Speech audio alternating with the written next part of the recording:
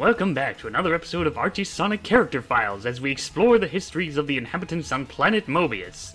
In this episode, we take a look at the history of one of the earliest robot Sonics, known as the Silver Sonic robot. Yeah, I gotta cover this thing.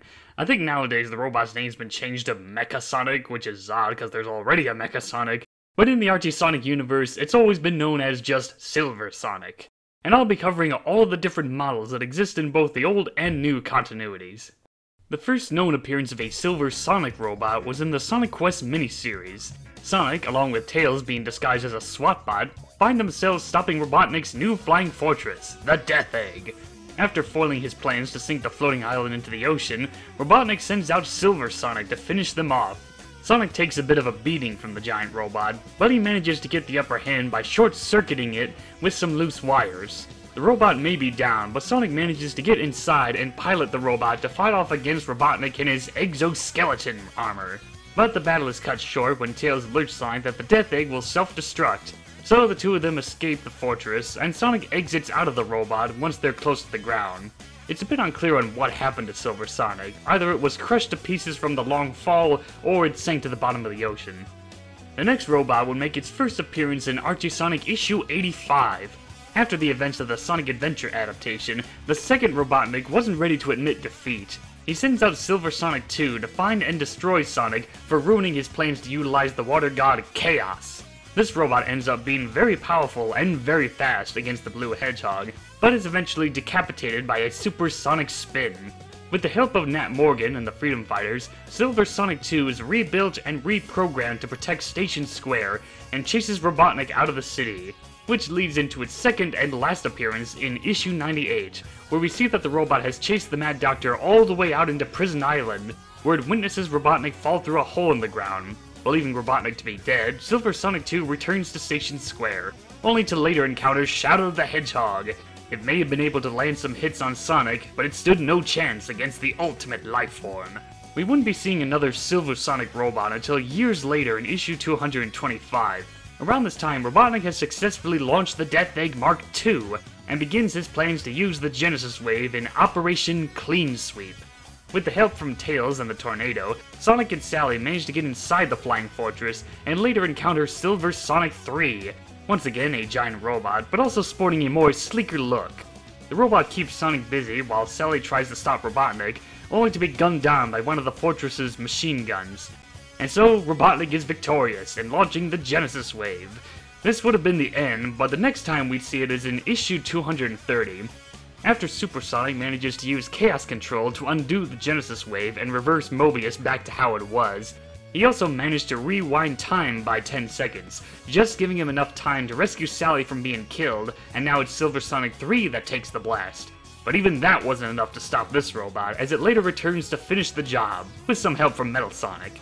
In the end, Silver Sonic 3 is destroyed from an explosion from the World Roboticizer after Sally makes the ultimate sacrifice to save Mobius. This robot would make one more appearance in issue 239.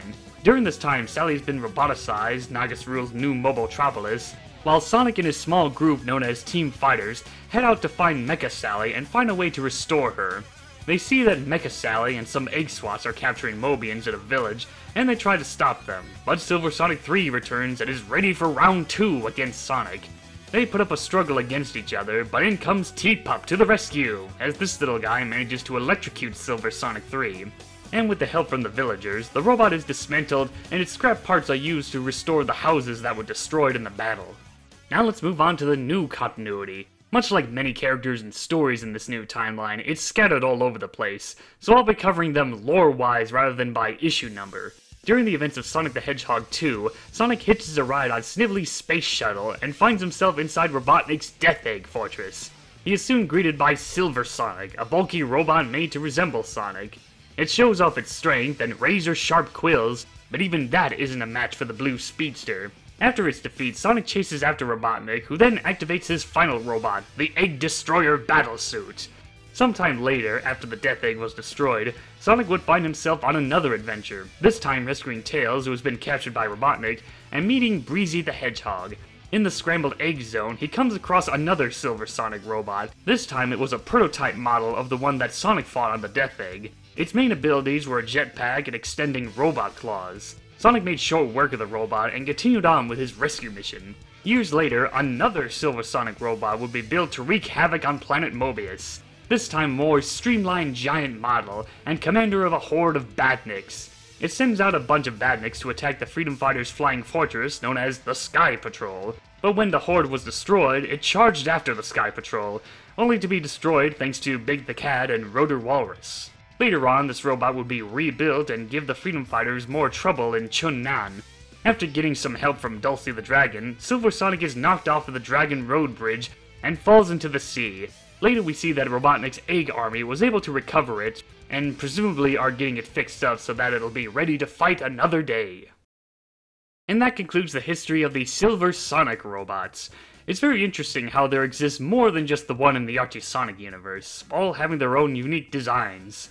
With the first model, it goes without saying that Archie Sonic took some creative liberties with this character. In the original Sonic the Hedgehog 2 game for Genesis, Silver Sonic was this bulky looking robot that was a little taller than Sonic, but not by much.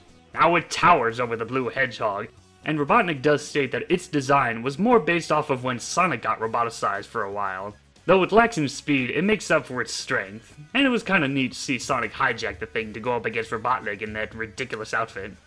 Silver Sonic 2 is a very interesting case.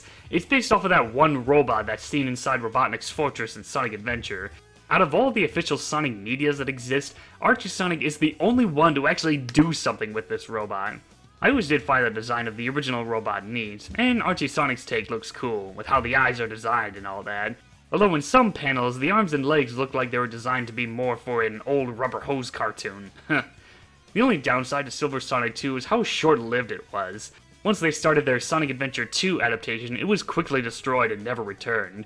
I guess Station Square didn't have any special robot inventors to help fix up the robot. A real shame, but I suppose it's better than being trapped under glass for all eternity. Silver Sonic 3 is definitely my favorite out of the bunch. A nice look at what a more modern-looking Silver Sonic would look like. The design is a nice combination of the previous models, giant robot like the first one, and featuring some details similar to the second one. I always find it funny when Sonic goes all fanboy mode when he first encounters the robot on the Death Egg Mark II. And it was a nice surprise to see this robot return in the new continuity. They may no longer be able to use Shard, but at least we still got this thing. Now for the new continuity. The first Silver Sonic robot is probably my least favorite. I mean, sure, it's designed to look and be more like its game counterpart, but much like Silver Sonic 2, it's very limited on appearances. It's less on the fact that it was featured in an unfinished story arc, and more on the fact that its first and only appearance was in issue 289, which was nothing more than a glorified advertisement for Sonic 2. Now that I think about it, I'm surprised this robot didn't appear in the Sonic Genesis story arc. I mean, half of that story was adapting Sonic 2, and yet this robot is nowhere to be seen in this temporarily altered universe. Oh well, perhaps the Silver Sonic robot found a new life working at Breezy's Casino or something. I was definitely surprised when they decided to feature the 8-bit version of Silver Sonic in the comics. But hey, that's one of the reasons why I like the new canon. They got to have some more fun in utilizing some of the more obscure elements from the Sonic games. It took me a while to figure out where exactly this would take place in the new timeline, but according to Ian Flynn on the Bumblecast podcast series, the events of Sonic 2 happened first, then the 8-bit Sonic 2 happened later. So yeah, it's a very goofy looking robot, but I still like it, and it's stated that this was just a prototype model. Designing the character for the comics must have been interesting, because I imagine all they had to work with was just this crude drawing of the character from the official game. I always found it odd how that robot arm was designed. I can't tell if that's one of his actual arms, or if it's coming out of his stomach. Either way, they just gave him 2 robot arm claws, and it looks better in my opinion. Issue 269 is considered to be this robot's big comeback after being forgotten about for years. Of course it would show up in Sonic Mania a few years later, which, eerily enough, its redesign looks very similar to the Archie Sonic version. Maybe the Sonic Mania team were inspired by Archie Sonic's take, or maybe it was a coincidence, who knows. Well, that wraps up this character file, so until then, I gotta juice!